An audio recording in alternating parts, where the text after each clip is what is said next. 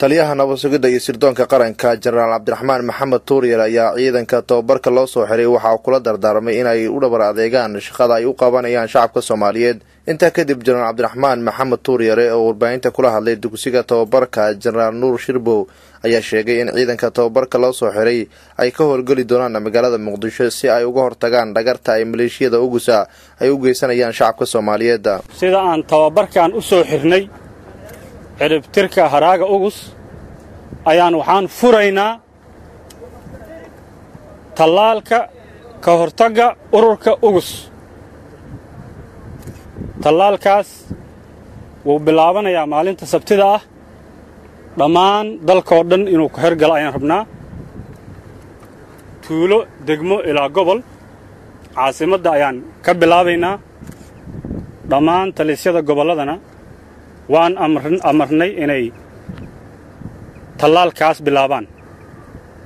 tallaalka ka hortagga cudurka ugus macnihiisu waxa weeyaan waxaan u aqoonsannay ugus oo ah macnaheedu ururka gumaadka ummadda Soomaaliyeed inuu yahay cudur ka mida amba wabaa ka mida cudurrada faafa oo in dadka in laga daaweeyo ay tahay. sidoo kale taliyaha ciidanka nabadgelyada iyo sirdoonka qaranka Generaal Cabdiraxmaan Maxamed Tuuriyar ayaa tilmaamay in dhawaan wax laga bedeli doono soo galitaanka magaalooyinka dalka isla markaana qofka muwaadinka ee soo galaya magaalada looga baahan yahay inuu iska diiwaan geliyo xafiisyada hay'adaha ammaanka si uu u noqdo shakhsi la hubo. maanta bishan joognaa sabtida oo ah 11 bisha dhammaan eelboorada dalka badda kuwa ka soo gelaya iyo magaalooyinka dadka soo gelaya waxay ku soo gelayaan muwaafaqa amniya amba waxa la yiraahdo ogolaasho amni. waa la hadalnay hay'adihii ay qusaysay, hay'adihii immigrationka waa la hadalnay, madaxdeena arrinka waa kala hadalnay. qof kaste ee amba dibadda ka yimaado eelboorada ka soo degaya waa inuu soo maraa xafiiska amniga ee eelboorkaas. qofkii aan soo marin ee aan warqad ka soo qaadan waa la qabanayaa, waxaana loo aqoonsanayaa qof qaba cudurka ugus. xarumaha dadka lagu daaweeyo ayaa la geynayaa. magaalada Muqdisho irdaha laga soo galo dhammaanteed waxaa jooga ciidamadeenni dadka baaraya. qof kasta yimaada ha socdo, gaari ha saarnaada, waa la dejinayaa, xafiiska buu tegayaa, wuxuu soo qaadanayaa ogolaasho amni inuu magaalada soo galo. qofkii ogolaashada amni aan haysan caddaynaa la siinaa oo ku joogaya magaalada.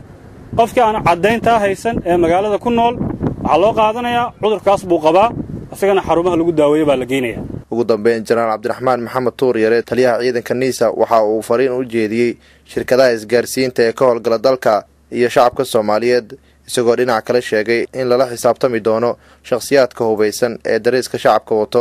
qodobka saddexaad oo shuruudaha ugusdiidka ka mida simikaarada waay. simikaar aan diiwaan gashanayn lagu haysan maayo waddankan, gaar ahaan magaaladan aan ka bilowna maanta 30 maalin waaye. 30 maalin qof kasta simikaar leh waa inuu tagaa shirkadda uu simikaarkeeda ka haysto, waa inuu isdiiwaan geliyaa. shirkadahana waxaan leenahay waa waajib qaran, waa waajib amni, waa inaad diiwaan gelisaan oo adinku adan sugina ee qof kasta oo simikaarkiina haysta waa inaad diiwaan gelisaan. markaan kuu imaado lambarkan yaa haysta aan ku yiraahdo waxaan ka rabaa qofka haysta sawirkiisa, waxaan ka rabaa meeshuu ku dhashay, waxaan ka rabaa dhiiggiisa, waxaan ka rabaa dhirirkiisa, waxaan ka rabaa maxaan ku yiraahdaa ii sheeg macluumaadka ku saabsan oo la isla wada yaqaano adduunka standard yaalla waay. waxaa go'aan lagu gaaray dhammaan dadka dharka cad qaba ee qoryaha haysta amba sida qaldan u labisan amba gawaarida la saaran labisyada khaldan iyo qoryaha isku haysta dhammaan waa la soo qabanayaa. qoryahoodana waa lala wareegayaa, ayagana sharciga la horgeynayaa. ciidamada amnigu amarkaa ayay qabaan. Nuur Saciid Taaliil, raadiyaha telefishinka qaranka Soomaaliyeed, magaalada Muqdisho.